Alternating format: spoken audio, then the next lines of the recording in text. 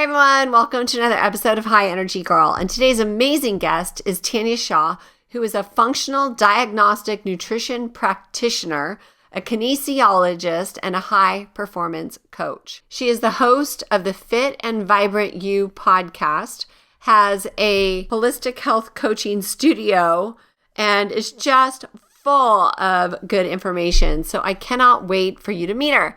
Let's go and say hello to Tanja. Hey everyone, welcome to High Energy Girl, a podcast helping women to age stronger because it is never too late to get fit, be strong, and feel sexy. I'm your host, Tracy Gluhide, health coach and personal trainer and founder of HighEnergyGirl.com. Each week, we will either have a guest interview, which will provide you encouragement or an actionable tip to help you age stronger, or I will do a solo episode. Please also join our awesome Facebook group called High Energy Girls, and I'm looking forward to see you on the inside of that group and hope you enjoy today's show.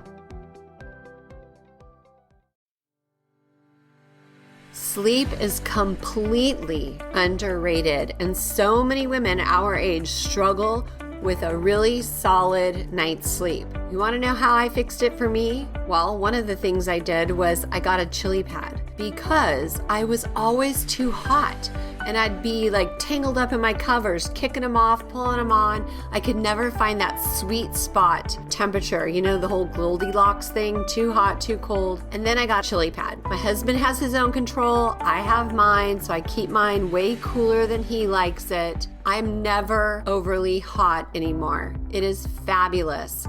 And I even use it all winter long because you can adjust the thermostat any way you like. And I really love the white noise, the little hum that it plays. So the Chili Pad company, which is called Chili Sleep, has lots of amazing new products.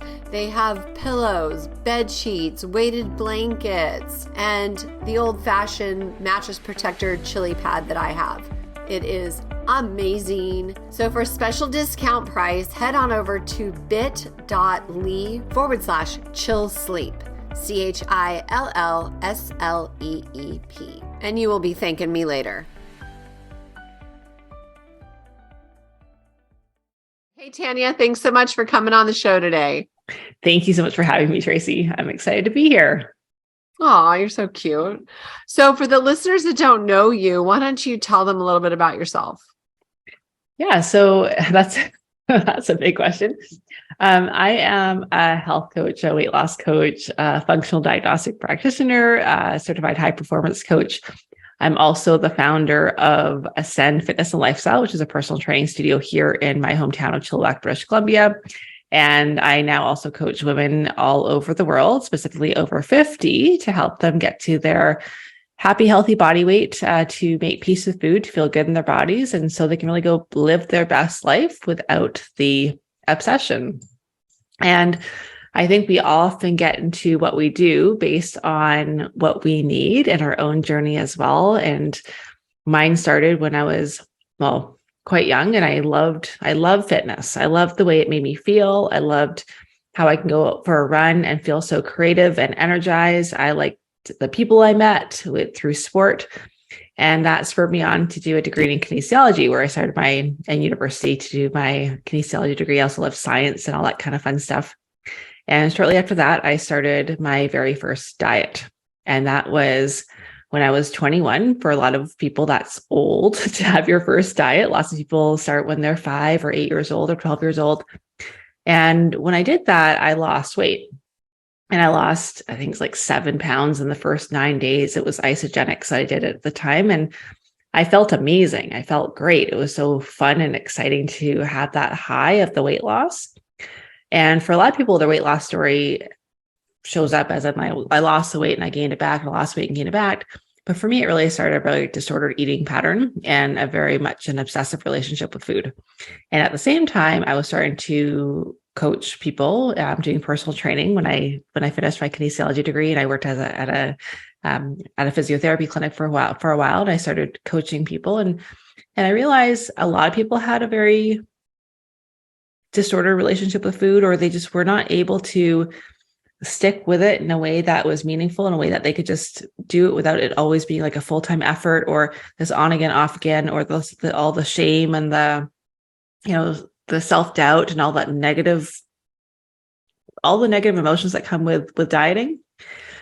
And I set out quite a few years later to find that missing link between knowing something and doing it, and also to have it be more of a peaceful relationship with food, and not to be this thing that's always on our mind, they're always obsessing about, or that our whole mental energy and all our mental real estate is just being used to deciding whether or not we should eat something or not, or to beat ourselves up, or it's just, there's just so much more. And it's not as simple as just saying, hey, just like do these 5 things, or here, start intermittent fasting, or start, adding more protein or whatever. There's so much more. So many women carry so much shame and so much guilt when it comes to taking care of themselves, or this obsession around food. And I wanted to find that happy medium between actually taking care of yourself, but in a way that feels good as well, mentally and emotionally. And that's what I set out to do. And it's been a very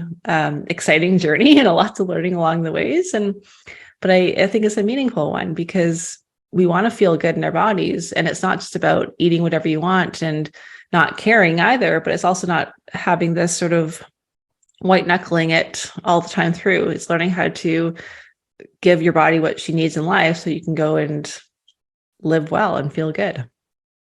Mm-hmm. So what do you think is the root cause? Why are women so hard on themselves? Oh, why are we so hard on ourselves? I don't know where it comes from. I think it depends from person to person, but we get it from something in life. The 99% of the women I work with who have a rocky relationship with food have a tendency to be a perfectionist. And a perfectionist tendency comes from the belief system that what makes me good enough is what other people think of me. For myself, it was this idea that when I was a child, I was always the good girl. And I was always praised for what I accomplished. And I mean, of course you would do that as a parent and as a teacher, but I really took that on for myself. And I made it about, like, I defined myself based on my external measurements. And at some point there is some perhaps truth to that, because if I never did anything, or we were, harming society or hurting people, we're not good enough. But we identify our own values for ourselves based on our performance. And that could be one. It could be lots of different things. For some women, it is, they come up from like being told they're unworthy or that they're not enough growing up. I never had that experience. I was always told that I was enough, but it was because I internalized it because I had done all these different things. So I think I know there are many ways that we pick it up. It just depends on your story. But the great thing is that just because it's your story doesn't mean it's your destiny.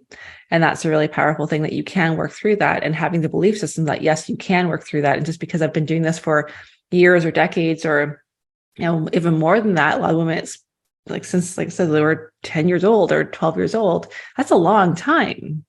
And when you've been reinforcing that pattern for so many years, it's kind of hard to step over it. Some people just don't know that there is another way. Like, they really, truly don't. You and I both know that there is, and we work with a lot of people and we help them with that. But for some, it's not even in their paradigm because they've never even thought about it. And honestly, we're so blessed and so lucky that we get to even think about these kind of things right now, because we have we're safe, or we're in a more of a peaceful time in our lives that we're able to focus on these kind of things as well. Yeah. And I feel like it's a paradigm shift in looking at health versus weight, and knowing that when you put in healthy stuff into your body, your weight will self-regulate. Yes. I love that you said that, Tracy. I think that's such an important mindset shift, is that weight loss is the natural consequence of taking care of yourself. And not just in terms of what you're putting into your body, like food wise and, food, water, that sort of thing, but it's also how we nourish our bodies in other ways. Like, if we were filled up spiritually, if we're giving our body what she needs, the rest, the emotional love, the intimacy, connection that we need as well, then food just becomes food as well. So it becomes this really natural progression to taking care of yourself. And you're right, like no one knows how much we're supposed to weigh. We have this idea that we should all be a certain size or we should look a certain way. And maybe at one point in our life we did, but sometimes we get to, or one time in our life we were a certain size that we love, but we might not have been healthy then either. So it's really about, finding that place where you really want to go nourish your body. That changes everything. Your sweet spot. And with you just said about number on the scale, like how much our perfect weight is. It was funny. I was asking my trainer at the gym, even trainers need trainers, about like what her opinion was like on a good body weight. And, we know that muscle mass takes a big consideration into that, right, equation. And so she sent me a link and she goes, oh, well, this website has a good thing. And she's like a freaking like amazing competitive like athlete. And there was like probably a 40-pound discrepancy in this proper weight range for a woman of my height. And I was like, okay, so that to me just says that it's just so subjective, right? Yeah, it really is. And you made a good point about the muscle mass too, as well. I mean, one of the things I love doing, and this is more, if you want to take this as an action item, I think this is amazing.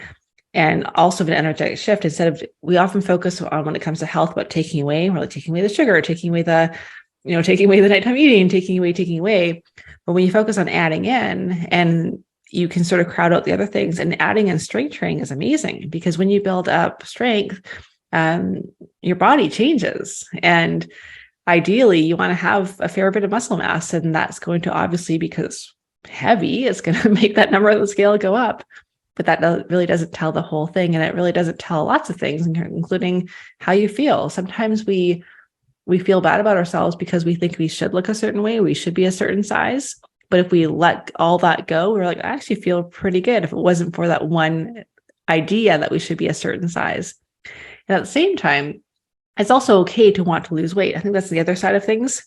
We're almost going so far right now in the other direction of health, which is amazing. And I love that. But if you want to lose weight just because you want to be a smaller size, or you want to look great in a bikini or whatever, like, I celebrate you for that too. Like, there's a lot of shame around weight gain. And then if we want to lose weight, we feel shameful about that. And I want you to want what you want. And if that means being a smaller size because you just like the way you look at a smaller size, that's okay too. But let's do it in a way that is going to make sense for your body and not just ruin your metabolism or, put a lot of stress on your body to really support her at the same time. Exactly. No shaming either direction, if it's health first. Like, I love, and you'll appreciate this because of your fitness background, is instead of worrying about the number on the scale going down, worry about the number on your barbell going up. I love that. And that's a whole different mentality. And it's about of building and filling up versus trying to always make ourselves smaller and smaller and smaller. We want to take up a space. We want to be strong. We want to be, it just changes. I think mentally and emotionally, it changes everything, so that when you go to the gym, you're not just doing it because you want to burn a certain number of calories or look a certain way. It's because like you want to build up, and that's just fantastic. Yeah. So we can be independent older women. Mm-hmm. Instead of, weak, frail, like my mom. I always use my mom as an example. She's 79 and has a hard time getting up off the couch, walks with a walker. And here she had me, who was trying to help her for all these years, and just wouldn't listen. Mm-hmm. So people say they struggle with motivation. Tanja, how do you help your clients with motivation? Well, that's a really good question. So people want motivation and consistency. And that's like the two things I get asked a lot: how to get more motivated, how to get consistent. You want consistency. You don't necessarily want motivation. We want motivation. We think we want motivation because motivation makes consistency easier. And we all love the feeling of feeling inspired and feeling motivated. I love it too. But the problem with feelings is that they're fleeting and they're not lasting. And if I relied on motivation to go do the things that I could do, should do, want to do on a general basis to take care of my health, I would be wildly inconsistent. So what we get to do instead is we build up consistency and we don't rely on motivation.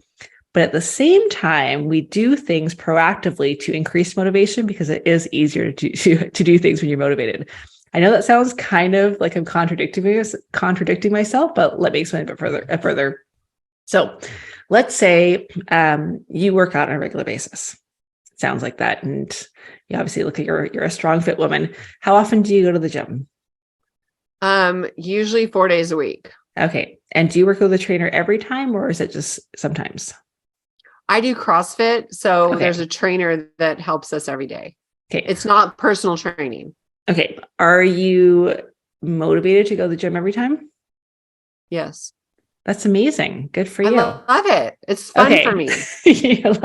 Well, you are a special case. Most people don't love going to the gym every single time. And I love working out as well. Like, I'm a fit person. I work out most days of the week, but there's lots of days where I don't want to go.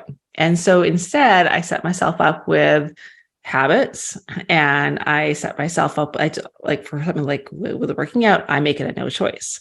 I just go. And one of the most amazing, I think, freeing beliefs and thoughts that we can have is that you don't have to feel like doing something to do it anyway. And that will free you up. Like, are there things in life, Tracy, you do that you don't feel like doing?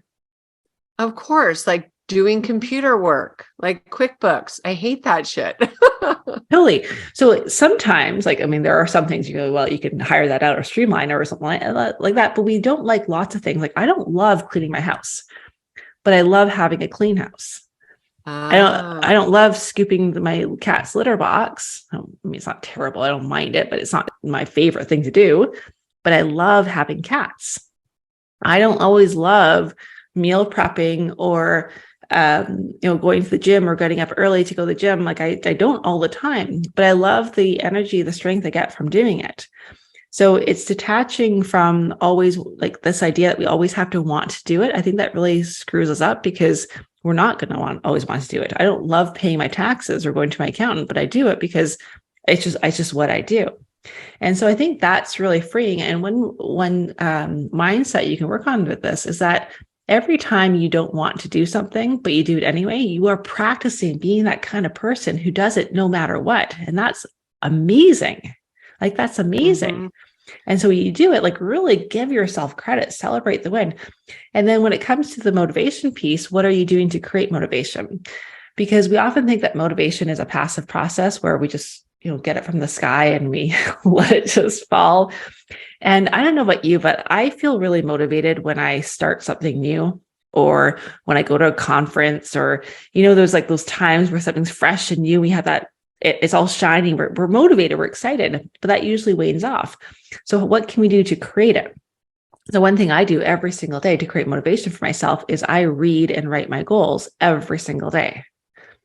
And I have this little journal that is part of my morning routine, where I write out my goals. And I have 3 main goals, and I write them out. And as soon as I write them out and I start to think about them and visualize them, I get kind of excited about doing the things I'm going to do for it. Like, I get excited. I have 3 goals. My one goal is I have always a health and wellness goal, because that's just like yourself, really important to me. I have a business goal. And then I also have this sort of pleasure, joy, adventure, connection goal. That's a big, it means lots of things. But when I write that down, then I start to get motivated and I start to get inspired and I start to think about who I want to be. And unless we do something on a regular basis to create that feeling, it's not going to come. We're just relying or hoping it's going to fall from the sky, and it really doesn't for the most part. So that's something that I do as a little habit for myself to keep myself engaged and focused and excited about my goals, because like we said, when you're more motivated, it actually is a lot easier to do the thing, but it's not required. So not required, but you can actually do something to create it. Yeah. And I've heard that the way you develop grit is by doing something that you don't want to do. And that the more, it's like a compound effect, right? The more often you do the things that you don't want to do, the stronger you get, and the easier it is to do more things that you don't want to do. Exactly. And then the other question becomes, when it comes to the things you're going to do, how can you make it a little bit easier, or how can you reduce the barriers to it, and how can you make it a bit more enjoyable? Like that's another thing you can ask yourself too, because you don't have to hate every single thing that you do. Although it is also, like, you're absolutely right. It's good to do things that you're not always going to love, or to push yourself through. And that's is going to develop that grit. And then that's an amazing trait to build up. But for example, for you going to the gym, you have a community there. It sounds like you probably see the same people every single time. So you have this sort of extra reason why you want to go. No, I mean, the workout's amazing, but it's also the people you're going to see. And it's also, you're going to have a trainer there, and you have a plan to work through. And there's all these things that are going to layer on the reasons why you want to do it, which is going to make it more compelling for yourself. And then you can take away the barriers. Maybe the barrier is like, well, maybe you're a terrible sleeper. Well, maybe instead of getting up at 4 o'clock in the morning or 5 o'clock in the morning to do your workout, you work out a little bit later on so you can still get your sleep. Or what can you do to make things just a little bit easier for yourself? Because we all have enough time to do the things. We often lack bandwidth. So if we can just make things easier or a little bit less hard, I think that's going to help us out a lot too. Yeah, I like that. And also for me personally, it's community, like you said, and it's like one thing about, I do CrossFit, and one thing about it is that there's like, it's called FOMO. Like they do, like today was deadlift day, tomorrow's squat day. And it's like, you never know what like workout they're going to be until Sunday when they post the weekly workout. But like, I never want to miss deadlift day. So even if it's on like Wednesdays, I usually just do yoga instead. So that's my days off, right? Is Wednesday and Saturday. And I do yoga instead of CrossFit. But if if deadlifts or squats are on Wednesday, then I go anyway, So I think that that's really important, is giving people something to look forward to, the community as well as the workout, so they don't want to miss it, Yeah, community can be amazing. Like tomorrow morning, I have a plan to meet up with I don't do CrossFit. I do my strength workout on my own. But tomorrow morning, I have a plan to hike a mountain at 5:45 in the morning with a girlfriend. And it's not even, I don't have to think about it. I don't have to decide in the morning whether or not I'm going to go. I'm going to go because she's meeting me there at 5:45 in the pitch dark. And when I get there, I don't have to think about even the fact that we're going to try to hike around this mountain. We're just going to, we don't really talk a lot on the way up, honestly, but we're going to keep ourselves company, keep each other company. And then on the way down, we're going to talk, and it just takes out all the decision because you do have that community, you have that plan.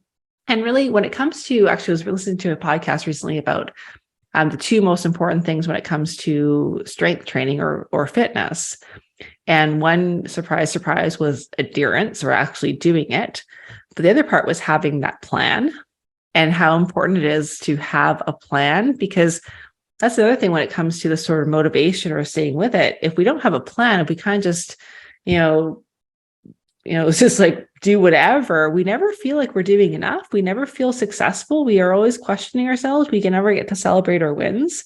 So having that plan is also really important, whether it is your workouts or your eating plan or whatever it is, to keep yourself going. I'm glad you said that with the friend thing, because that's another thing. Like we would flake on ourselves, but we will not flake on our friend.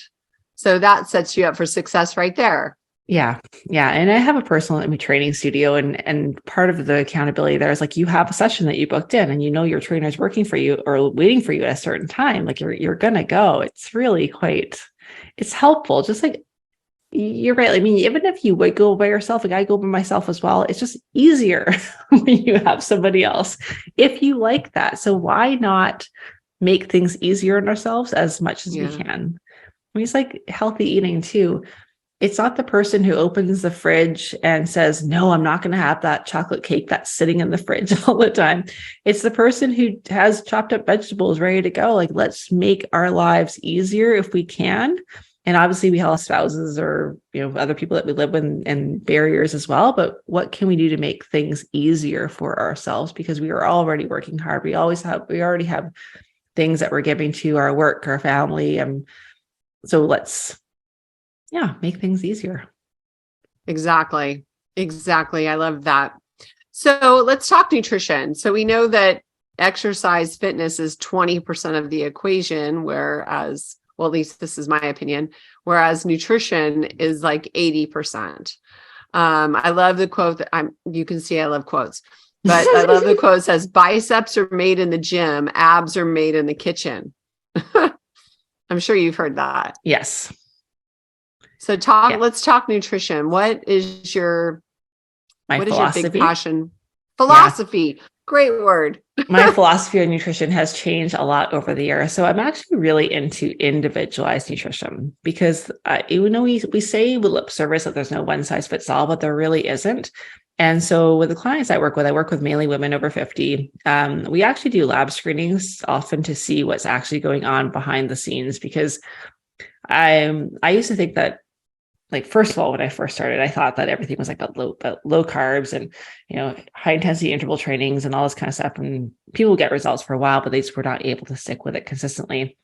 And then I realized that the mindset piece was a huge missing piece. I used to think everything was mindset, and because mindset was the missing piece. And we have all these best plans in the world. And I still think that a lot of people do well, like in terms of what to do, focusing on good quality fats and good quality proteins and lots of non-starchy vegetables, not snacking and eating all the time. Like there's some drinking water, like there's so many really basic fundamentals that most people do well. But we can do all of those things and have the best mindset in the world, but some people were just really struggling still. And that's where I really dove into more of the functional nutrition side of things to look at what's happening with my clients, like looking at lab work, looking at minerals, looking at hormones, gut health, all these things, because sometimes they just weren't like getting the results that they should have been getting from, the typical clean eating, or just there's other things going on. So I think nutrition is really important, is a huge part of it. So is exercise, but so are things like sleep, stress management, our own mindset, how we speak to ourselves, drinking water. Sometimes supplementation is really required as well. So I would say nutrition is like, I know we live like that 20/80, but it's also, even that's still one part of a bigger piece that we really do need to look at. And so I think even when I do lab screenings and we look at what's actually happening and create a protocol for that, a lot of it still comes down to nutrition. Like it really does, because our food is not just calories, although that's what I used to think it was all, a race to the bottom, eating as few calories as we could. And, back in the low fat eras and things like that too. But it's information, and it's information based on how it affects our hormones, sometimes our immune function, lots of different things. And it's, we start with the basics, which is amazing. And the foundations, like I said, but, prioritizing protein is huge. Making sure you have a wide variety of fruits and vegetables is amazing for your body. All that's really fantastic, but then sometimes we need to go a little bit further just to either really target that nutrition. If there are vitamins and minerals that you are missing or that are imbalanced in the body, or if you need to work on hormones, but the lifestyle piece is also really important. Like, for example, a lot about like blood sugar regulation, and which is why it's so great to have the protein and the fat, to not eat like tons of carbs by itself. But stress also is going to fluctuate blood sugar. Or if you're eating foods that are not the right ones for you, maybe you have a food sensitivity or whatnot, that's also going to affect your blood sugar levels. Not sleeping is going to affect blood sugar levels. So there's lots of different things beyond just the nutrition that we get to look at. And even carbs. There's lots of carbs are important for thyroid production. We don't need a ton. We don't need to eat carbs all day, every day, but they're also really important. And now we're having this sort of like this trend of like eating no carbs whatsoever. But for most women that I work with, having some carbs cycle through their eating style is great. And then we also have lots of, right now there's intermittent fasting is huge and things like that too, which is amazing for lots of people, but it's not right for everyone. And so I think that's why it's so good to get feedback based on how your body is functioning.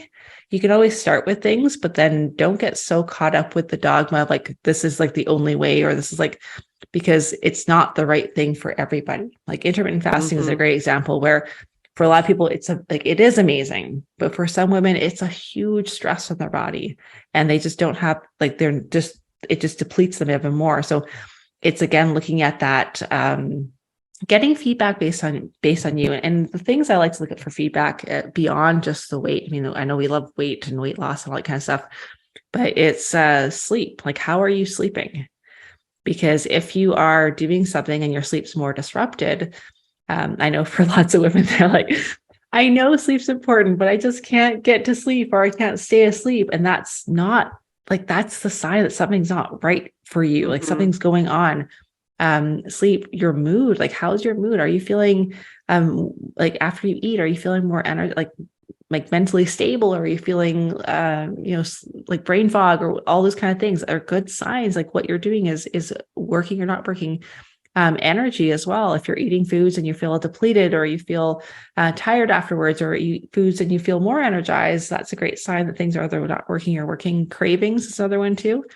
Sometimes we have intense cravings, and I know with your work, you probably have worked with lots of people who go on more of a high fat or high protein diet, and their cravings go away, which is amazing if we're not eating sugar all the time. And then hunger as well is a big one too. Like, we should not be hungry right after we eat. So things like that you want to look at too. And getting feedback from your body, how your body's functioning, because she tells you a lot. We just need to slow down and listen. Oh, absolutely. Absolutely. And it's like habit modification. I have found just in myself personally, even like healthy food, if you're having a habit of just grabbing a handful of nuts because they're there, then that is not a good habit, even though nuts are healthy. So it's not about using food for an emotion, but using food for a purpose that is going to benefit you. It just would be there. So I would have it. But now I've got rid of that habit. No snacking unless it's part of my plan for the day. Yeah. So it's more eating. I call it eating with purpose, which I think is great. So it's not just this, because you're right. We often eat for lots of, we're going to eat for different reasons other than hunger, for one thing. And I love to think that food is just fuel, but it's not just fuel, because there are going to be times in our life where you eat because it's a celebration, and it can be part of the fuel side of things. Or sometimes, I don't know, I had dessert from time to time, and I'll never be hungry when I have dessert. Because I don't need the dessert. I don't need the fuel, but there's something else there. So again, that's part of that that scale, that continuum in the journey. But eating with purpose, and eating for the most part when we're actually, ideally physically hungry, although for a lot of women, that's really hard to listen to at the beginning because we've been dieting for too long, or we've shut off those hunger signals, or we're so stressed or overwhelmed that we don't get to feel them at all. But yeah, you're right. Like, eating with purpose is huge. Yeah. It's just the mindless stuff. Like, one of my clients, I'll never forget, she was stuck at a plateau. And so I started breaking things apart for her. And it turned out she was doing the handful of nuts thing. And so I said, okay, let's do a handful of nuts. And so I asked her what nuts. So I took and I measured and I weighed the nuts. Like, if it was my handful, okay, well, this is X amount and this is this many calories. How long would it take you to burn off those calories? Oh, like an hour. Well, how long does it take you to eat those nuts? Oh, like 5 minutes. So you need to decide if it's worth it to you or not. Cost benefit. Like, is it worth, an hour to burn that off, for 5 minutes of just this, habitual pleasure type thing. And so she realized, yeah, I got to get rid of the nuts. Yeah.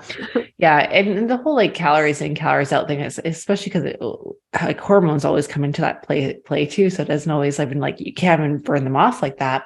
But what you said there, I think is that awareness piece is so important, Tracy. Like, you're absolutely right, because all these bites and licks and tastes or extracurricular eating, it adds up a lot, and we don't even think about it.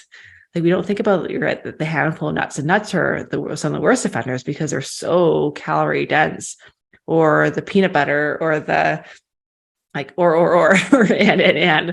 putting away leftovers from dinner, all the things. And again, it can add up so quickly. And you're absolutely right. Like, getting, if you want to not just weight loss, but just feel good in your body and give your digestive system a rest, really paying attention to all of those in between things can be huge, because for lots, it's not the actual meals, it's all the stuff that's happening in between. Oh yeah, for sure. I noticed that just for me. We have 80 fruit trees here on our farm, Oh, and wonderful. oh, it's really wonderful. And a huge garden and chickens. And so we have like, a lot of stuff around here. And the walnuts, we have 7 walnut trees. And so we, bag them and then freeze them and then roast them, and they're delicious and they're so good for you. But there was a time when I would just, scoop them up and no more. They're now a topping on salad or yogurt, and that's it. Yeah. Just because something's good for you doesn't mean that we need to, like, what you eat or how much you eat also matters, and when you eat and all that kind of stuff too. So I want to kind of segue into the testing, so the lab testing that you do. Mm-hmm. So gut health, I think, is this huge thing right now in our space. So like what types of things or what kind of tests are you doing for your clients for like gut health, and also the mineral thing? I would love to hear. Yeah. So for the minerals, I start with a test called the heritage and mineral analysis. And I really like that one because it's a great start to foundational test that shows us actually lots of things, from adrenal function to thyroid function to stress and metabolism. And sometimes, like, although it's not a direct measurement of like looking at your thyroid hormones or anything like that, it gives us some insight of things that need to be balanced before those things can even like have a chance to be supported. So, and I like the test too. It's a relatively inexpensive test, so it's a nice one to start with. It does give us a lot. When it comes to about minerals too, we overlook them a lot. We don't really think much about them. We think about hormones and we think about, but they really are, they're like the spark plugs of the body, and they, and all like mineral hormone production and binding to receptors and getting things in and out of cells all depends on minerals. And so often we're just depleted, or we're not balanced properly. Lots of times things too, like, we're told like not to have salt, and sodium is actually really important, and sodium can actually be low in lots of people. So it's about supporting yourself with the right sodium, which is not the, can of Campbell's soup or things like that. So you don't want to have that. So that's one that I love doing. It does give a little bit of an idea what to work with. From that, we still look at supplementing through not supplementing, but doing a health protocol through diet, like what you're actually eating, being more targeted in nutrition. Supplementation doesn't always have to be like pill format supplementation. Sometimes it's taking a magnesium foot bath, or it's making sure that you're having sea salt and things like that too can be really important. And then rest is also really important for all of us. Exercise, stress management, and supplementation as needed. So I do that one. And then when it comes to doing gut health, I do it's called the GI map. And it looks at lots of different things, including your gut microbiome. It looks tests for parasites, for fungal infections, it looks at a little bit of liver function as well there. Glucose, it's not glucose. Wow, gluten. Thank you. I was totally lost that word there. Tolerance, things like that. And that gives us a good idea of how your body is digesting food, how your body is assimilating food, and we can go from there as well. Because quite often we're struggling with things, and sometimes it is a yeast infection that we're dealing with, or it's H. pylori, or things that's just not even really, you even know what's happening, and you can't just supplement your way through that or diet your way through those kind of things. Some things that absolutely need to be addressed. We also do I do some tests which uses a blood spot to look at to see perhaps like if you have leaky gut, or if you have also how you're breaking down proteins and things like that too, we could measure.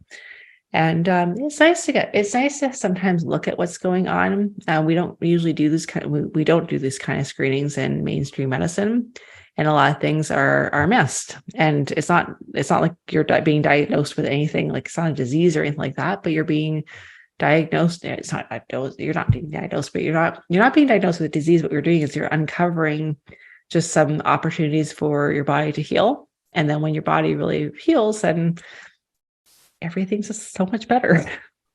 Absolutely.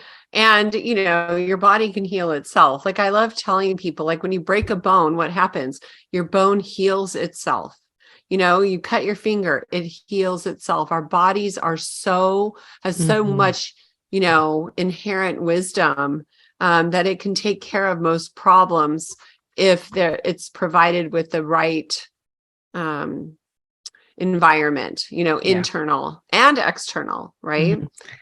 So I love that you said that, actually, because one of the biggest things is that we support the body and then we get out of its way, because you're right, the body is meant to do this, but what happens is that we're often just putting more and more stressors on the body. So we just need to give it the opportunity to heal and to support it sometimes with you're right, with the environment, with whatever it needs, whether it is sometimes specific supplementation, sometimes it's the food, sometimes it's just like less exercise, lots of different things to support the body. Yeah, less exercise. I'm glad you said that too. I used to be a way over exerciser, and I'm leaner and fitter and stronger at 57 than I was, 15 years ago, when I would beat my body up and, run like crazy and then be in PT for a couple months later, Yeah, good for you. It's such a tough one to break, that cycle, because it's so ingrained, this whole calories in, calories out model. We're thinking that we need to do more and more cardio, and cardio is wonderful too, to do some, like in CrossFit, you're going to do some cardio too, or even just heavy lifting, you're going to get your heart rate up. Like if you're doing deadlifts there, like your heart rate's it's going to get up, like as you're lifting heavy stuff, or squats. But it's not just like that excessive cardio, because it's not great for our stress response. It really isn't. Yeah. I mean, I think about this. I'm sure you've heard women running a marathon and gaining 5 pounds because, of the stress response on their body. So I want to say something else that you mentioned. So mentioned parasites and your detection. It is my belief that everyone has parasites. It comes from our water. It comes from our food. It's just, we are riddled with parasites in our environment. And so I do a monthly parasite cleanse. And even though I'm as healthy as I am, we have a well, we have an RO to filter our water, so it's all, clean. But it's crazy at what I find in my body. What comes out? What kind of parasite cleanse do you do? I'm just curious. Oh goodness, what is it called? It's called the full moon cleanse. Okay. Have you heard of it? No. And you're supposed to do it on the full moon.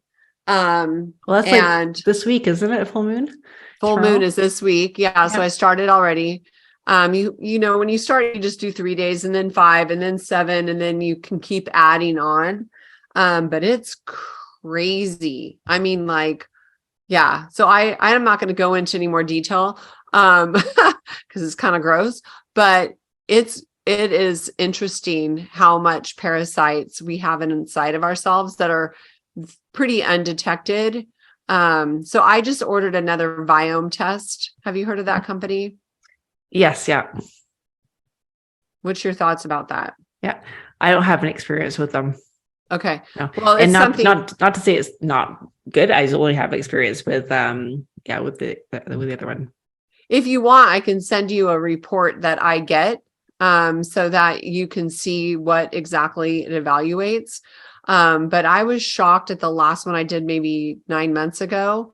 So I'm hoping this one's better, but I'm waiting until after the parasite cleanse. So then that's not a thing they pick up, because right now taking the supplements I'm taking and doing what I'm doing, is going to bring them up in my body instead of them hiding and being dormant. Yeah. Interesting. Good for you. Yeah, I would love to see. I love it. It's I find this part so fascinating. Like when I love the mindset piece. I love the mindset piece and the psychology of eating and why we do, and motivation and inspiration and commitment and all that kind of stuff. I love that consistency, and I love the nitty gritty of the body. Like it's just so cool. It is. It's really fun to learn, and I love what you said about the motivation and how the consistency actually helps with that motivation.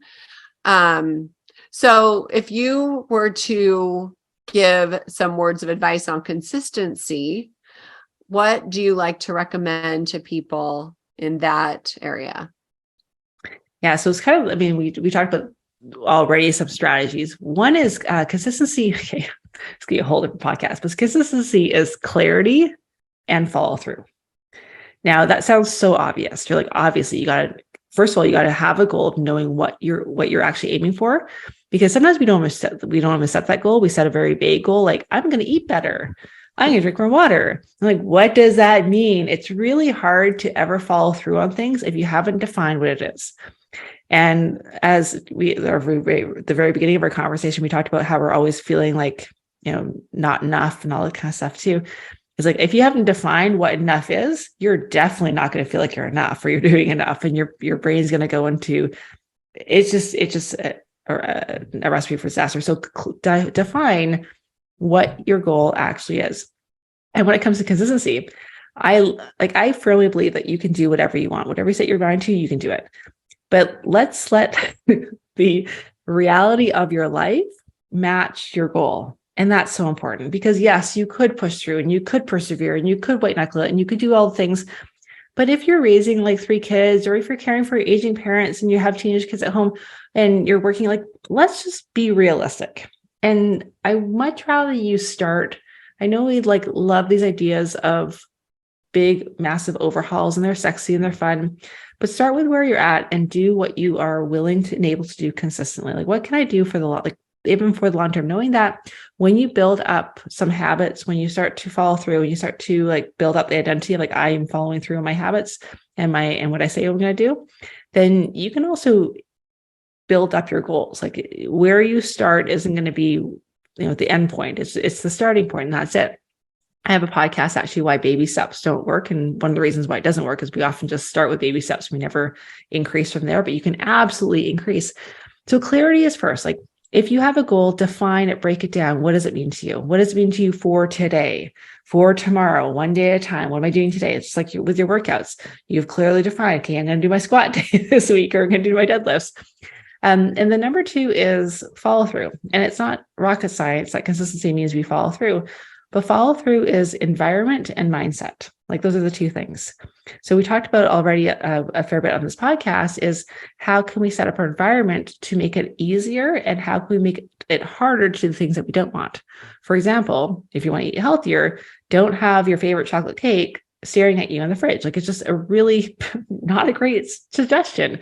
If you want to work out, find a community if you can, or maybe you're going to go for a walk and you schedule. I love doing walk and talks where I phone a friend and I say, okay, 3:00, we're going to go for a walk and talk. I'm going to call you. It's wonderful. I don't want to think about the walk. I just go and I talk with a friend, or listen to music or podcasts, etc. All of that. How can you make it easier environmentally? And then the mindset's the other one, is how can I practice the thoughts ahead of time that I need to think so that I go do the thing? Because we're going to talk ourselves into it, or we're going to talk ourselves out of it. And you don't probably have that conversation because you don't even negotiate. You probably just I'm going to the gym. Like, it's not even a question. You just go because you have it's so part of your routine. You have the accountability, you have the community. Just like tomorrow morning, I'm going to go meet up with my friend and hike this mountain, because unless she bails on me, which I won't go by myself in the dark, but because it's just not even a conversation. But for some other things, it is a conversation. Mm-hmm. Like tonight, when I'm tired and my son's away from home, and he's at cadets tonight, and my husband's away for work, and I'm sitting alone, and I'm like, should I have that, whatever or not? Like, that's where I got to work on the mindset.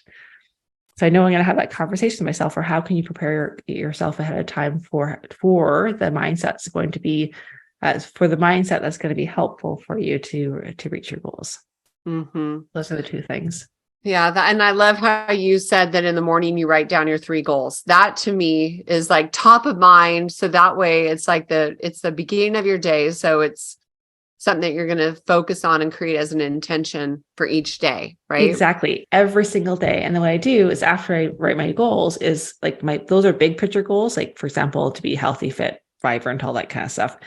But then I write down, what am I actually doing today to make that happen? And so for today, my planner, I might steal this. This is a good one. But it's so simple. So my 3 goals, like, once again, I have my health goals, which is like fit, vibrant, healthy, strong, that sort of thing. I have my business goals, that I have that pleasure, joy, connection, fun, bucket, which is all things, like everything else. And for my fit, vibrant, strong goal, I write that down in my planner, and I say, okay, I'm going to do my activation exercises and strength train. I'm going to take an afternoon walk break. I already went for a walk with my son, and I walked my son to school and the dog. So did that.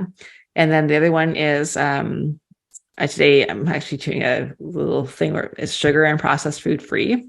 And then eat, stop, eat, which means like eat my planned meals and not all like, and we talked about like the extra, like just eat, stop, eat. And then that's my goals for today. And then for business, I'm really just jam-packed with calls today. So my focus is to be 100% on my calls. Like that's it. Like, and everything else is bonus because that's my primer. And then my pleasure, love, and joy goal. Well, that I'll keep a secret because that's something different today. Well, there you go. Love that. So Tanya, where can people find you? Yeah, thank you. I think the best, Tracy, is the podcast. I have lots of podcast listeners. And if you're listening to this podcast, you probably listen to podcasts, which is called The Fit and Vibrant You. And from that, you can find me on Instagram or my website, etc. from there. But the podcast is probably the best place to start. Awesome. Well, it was such a pleasure having you here today. You are fit and vibrant and lots of fun. So thank you so much. Thank you so much, Tracy. Okay, that was super fun. I hope you guys enjoyed the show. Thank you so much for listening. For complete show notes, including all of Tanya's links, please visit highenergygirl.com/show. Go out and make it a great day, you guys. This podcast contains the opinion and thoughts of its host and guests. It is intended to provide helpful and informative material on the subjects covered. All statements made on the podcast have not been evaluated by the FDA and are not intended to diagnose, treat, cure, or prevent disease. If the listener requires professional assistance or advice, please contact your personal medical doctor. Both host and guest specifically disclaim any responsibility for any liability, loss, or risk, personal or otherwise, which is incurred as a consequence directly or indirectly of the use and application of any of the contents of these episodes. Like I said, this is my opinion and I could be wrong.